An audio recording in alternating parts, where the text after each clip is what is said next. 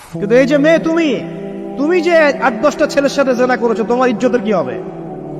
তোমার যে সতীত্ব তুমি নষ্ট করেছো। তুমি তো বিয়ের পর কোনো ঘরে গেলে সে হাজবেন্ডও বুঝতে পারবে তুমি আর সতী সাথী নও। তখন তোমার কি হবে? আর এটা যে এত ভয়াবহ মহামারী আকার ধারণ করেছে না, অনেক ক্ষেত্রে দেখা যায় স্বামী অফিসে যাওয়ার সাথে সাথেই বয়ফ্রেন্ড বাসায় হাজির।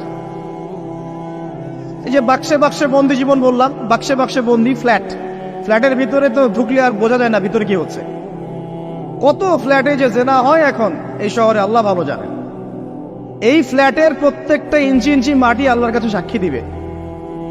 যেখানে যে মাটিতে বসে অবিবাহিত যুবক যুবতী জেনা করেছে আর বিবাহিত যুবক যুবতীরা এবং এই স্বামী স্ত্রী জেনা করেছে, এর ইঞ্চি ইঞ্চি মাটি আল্লাহর কাছে কথা বলবে। এর ইঞ্চি ইঞ্চি মাটি আল্লাহর সামনে কথা বলবে।